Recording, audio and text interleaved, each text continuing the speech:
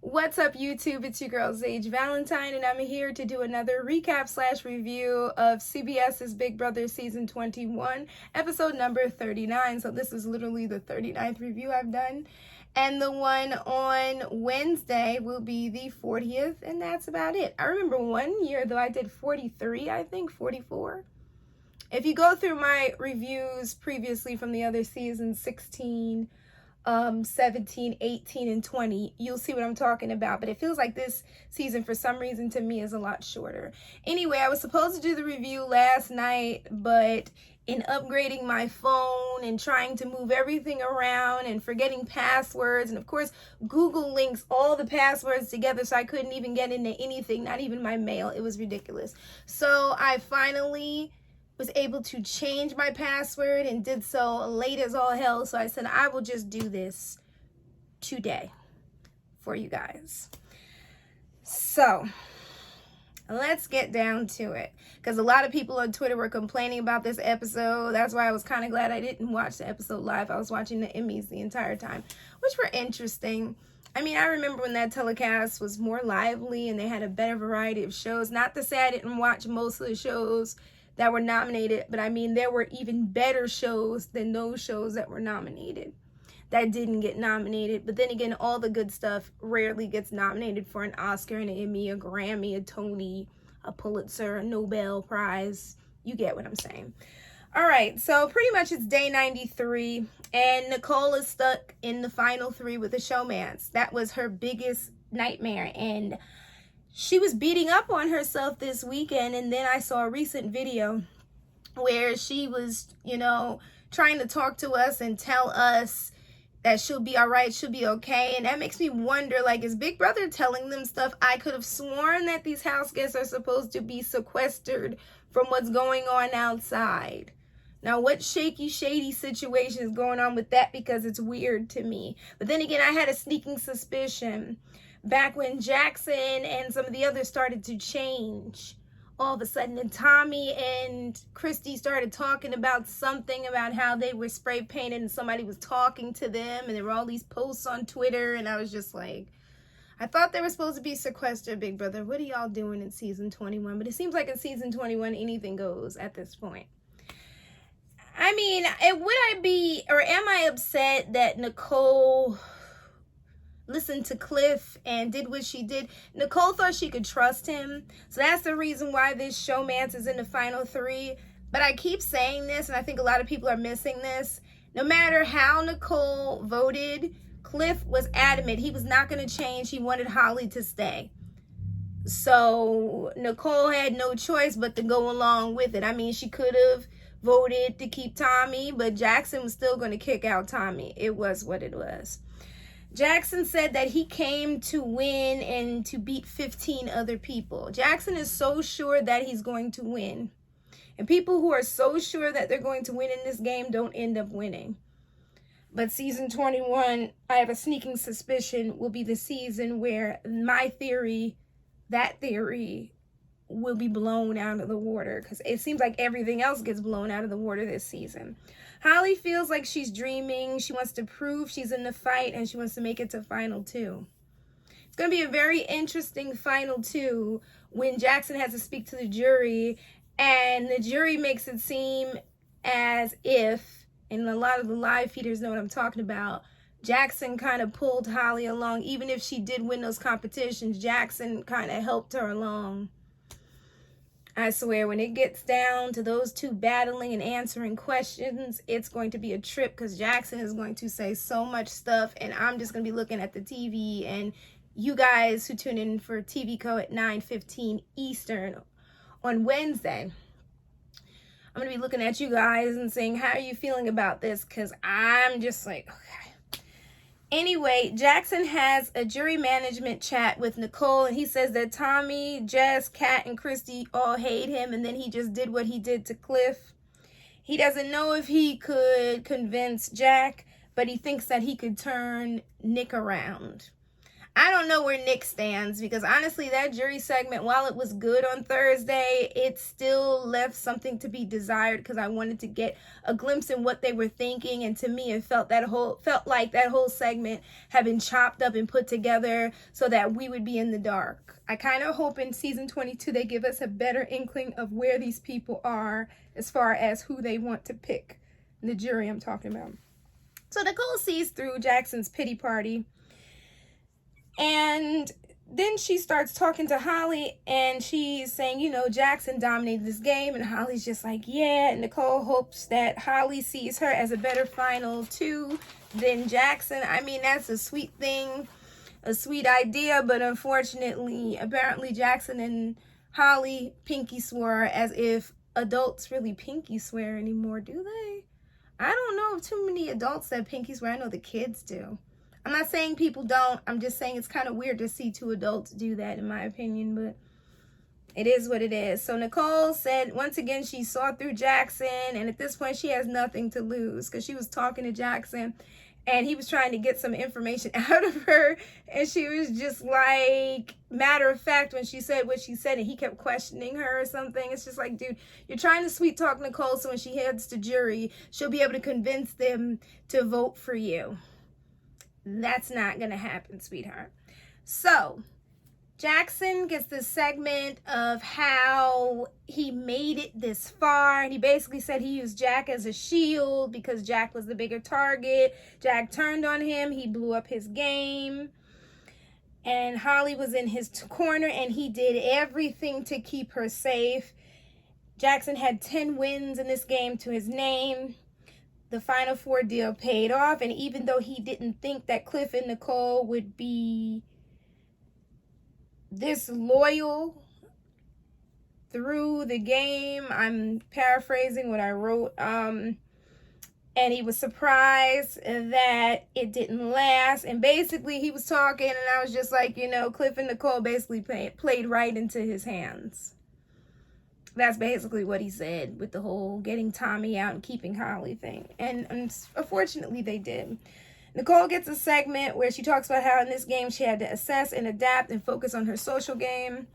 She formed an alliance, a final two with Cliff. You see how that turned out. Then she got into this 4 alliance called Cliff's Angels with Cliff, Nicole, Kat, and Jessica. And that led to Jack's eviction, but then the other 2 angels, Kat and then Jessica, were both voted out. She got into the Final Four alliance with Cliff and Jackson and Holly, and she paid them back for keeping her safe by evicting both Tommy and Christy. Then Nicole talked about how she kept Holly safe, and they made a deal and she secured her own spot in the final 3. Jackson won the veto, and then Cliff basically had to bounce. And the finale means everything to her. Her family's going to be there. She's so excited about that. It's a shame that, spoiler alert, she may not win unless Big Brother does something to change somebody's mind. If they do something to get Holly to take her, to get Jackson to take her, but it's not looking good. Then we see Holly's segment. She said that joining the alliance helped her ease into the game, meaning that giant alliance, the 6 shooters, Grateful, and the Undeniable, because she was surrounded by a bunch of targets, and she was right. And she used them to basically float through this game. She got close to Jackson in a showmance, but she didn't think she would get into a showmance. That's not what she planned. And she did know Kat outside of the house. And in that segment, it was so funny to hear Christy talk about how it's unfair that Kat and Holly knew each other. But I'm just sitting here like, Christy, you and Tommy know each other. And I said that in a review the week it had, when I recorded it the week it happened. I was thinking the same thing. So Holly says she and Jackson had no choice but to earn their safety. They had 83 days. Well, she had 83 days, and she didn't see the block for 83 straight days. And then she threw a comp that was quote unquote made for her, so she's still on that mess. Jackson kept her safe, and she feels like she deserves to be in the final two. This is going to be an interesting finale because a lot of people are planning on boycotting the finale and not watching, so it's going to be interesting. And like I said, I will be live 9:15 Eastern on TVCO, so we can sit there and watch or not watch or do whatever. It really doesn't matter. I just need people to talk to because I'm just going to be like kind of talking to the TV, and I really don't want to do that. Anyway, Casey, Tyler, and JC sat down with Julie Chen, and honestly, that whole segment to me, certain parts felt like they were spliced, like they had said something else, but in order to set up a specific, like, I guess narrative would be the word, or specific, like, tone, they decided to splice things together that at one point didn't seem like they were sequential, if you get what I'm saying. Like, there was one time Tyler was saying something and then JC saying something else, and it's like JC, you could tell that they cut at that one point where JC was saying something else before that, but they only kept the part that made, say, Jackson look good. Yeah, it was kind of shady of Big Brother. I've never seen them do that before, but this season they've been doing a lot of that splicing, and you can tell that they've been splicing a lot of stuff. So Casey said she was surprised by the final three of Nicole, Jackson, and Holly. Tyler said he thought that David would win. You see how much I know, basically, he was saying. Because he said that his, like, prediction skills are kind of iffy. JC was surprised that Jackson would make it this far. As far as about Cliff's decision, Tyler said Cliff lost his... What does I say? Cliff lost his mind. Oh, Cliff lost his mind. JC said that basically those two should have destroyed the couple / the showmans. I mean, I don't agree with what JC said last season, but he was right about that. Showmances have always, and couples have always been the big targets in Big Brother. So to allow a couple like Jackson and Holly to remain in this game, that was a foolish choice, but we all know why that happened, but it was still a foolish choice. Casey liked Nicole's gameplay, and she said that she had a good social game and she was a good listener. And Tyler said Nicole played it well. Tyler said that Jackson works well under high pressure, and JC said that Jackson is a bit too aggressive, but JC also said that Jackson has poor jury management skills. I was like, you're getting this coming from JC? I didn't think he would kind of be the voice of reason in this kind of sort of like, a lot happened in a year, I guess. Casey liked Holly, and she wouldn't mind if Holly won. No, Nicole won. No. Let me go back. Casey basically wanted Nicole to win, but she wouldn't mind if Holly won. JC... Wait, I think I completely messed. I did it again. Casey liked Holly and wouldn't mind if she won. JC said, you know, Holly avoiding the block was doing something right, obviously, in the game. Tyler said, Tyler. Why did I put JC and Tyler? What am I doing? Ugh. So as far as Holly is concerned, Casey said that she liked Holly. She wouldn't mind if she won. JC started talking about the fact that Holly avoided the block for 83 days. Obviously, she was doing something right. Tyler said that Holly hid behind Jackson and the jury won't respect that, and they won't.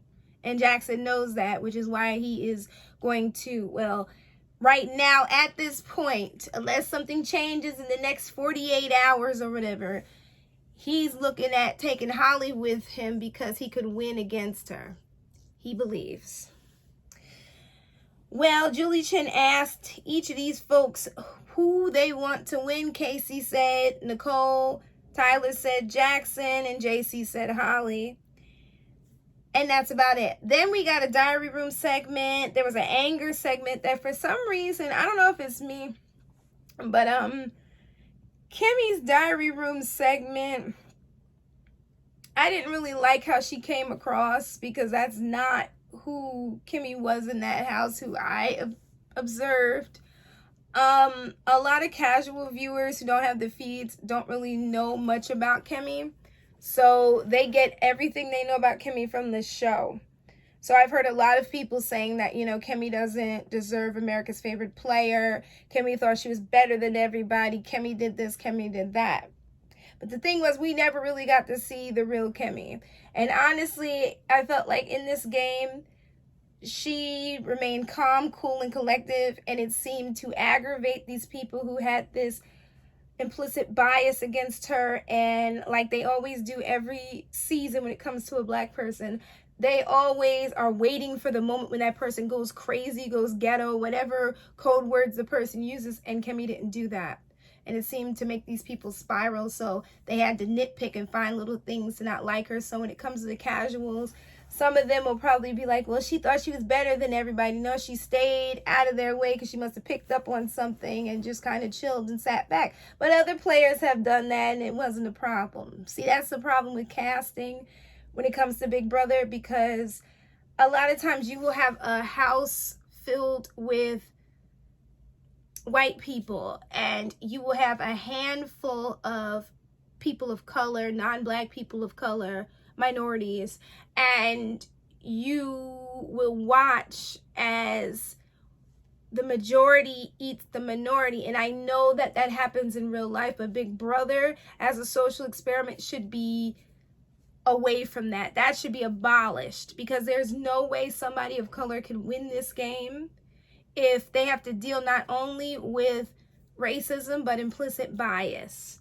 and then these edits that make the people of color, non-black people of color, minority, look bad. So hopefully in season 21 they change this and they abolish this and stop casting these people with this bias. Like, there's one thing to be biased, there's a whole other thing to have this thing in your head like all black people are this, or all Latinos are this, or all Asians are this, or all East Indian people are this, or all Hindus are this. I mean, I think you understand what I'm saying. So hopefully 22 will be the turning point, because 21 has been nothing but a dumpster fire so far. I'm sorry, I just have to say it. But anyway, they continued the diary room segment, and they show everybody crying. And Chrissy's part was hilarious, because that's all she did all summer for the most part was cry. Then we got to the first part of the HOH competition, and I'm like, what in the Legends of the Hidden Temple is this comp? Like, what is going on here?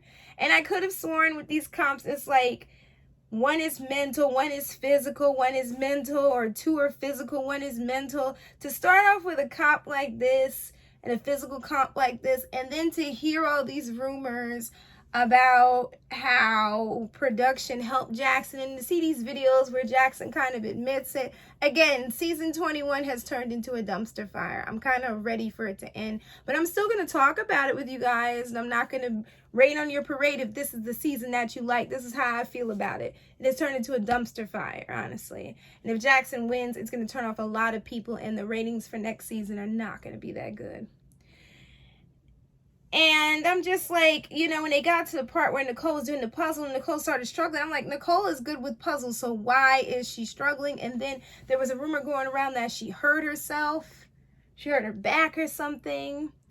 And then there was a rumor also going around that she hurt herself during the second part of the competition, and she passed out or something. Like, all of this, again, dumpster fire, major dumpster fire. So anyway, Jackson, of course, won the first part of the HOH, and Holly's so upset because she wanted to win the first part of the HOH. And I'm just like, this is how the game has been going.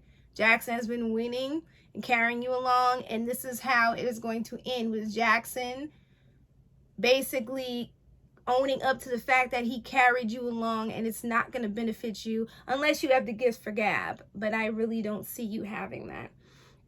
Jackson says he will not celebrate until he wins that $500,000. Holly's disappointed in herself for not winning the first part of the HOH competition, and Nicole tries to talk herself into a win. And honestly, I applaud Nicole, because this game is super hard, and to be an underdog and to turn around and win a competition, it's pretty awesome. And people keep talking about how competitions were thrown to her and stuff like that, but the point is she won. honestly. And people have been talking about the Cliff thing. I was so focused on Nicole during that HOH, during the double eviction, I didn't even notice Cliff, to be honest. But let me know what you thought of this episode, and I'll be back tomorrow to go live on TVCO so we can chat about some stuff, and definitely bring your own topics. We can talk about that too. I do my 10, and sometimes we get sidetracked. We talk about other things, but I'll be live from 6:58 until 8 p.m. because my show's coming on at 8, and I can't go over the time tomorrow, unfortunately, but it'll be 6:58 Eastern to 8 p.m. Eastern. I love you all. Take care. And I'm going to go and edit this video and watch 911 because this whole week has so many premieres. It's so amazing. Love you all. Take care. And I will see you tomorrow at 6:58 Eastern or 6:57 Eastern, and Wednesday at 9:15 Eastern. Love you all. Take care. Bye, guys. Love you all. Bye. And I just noticed I don't have my flower crown. It is what it is. Bye, guys. Bye.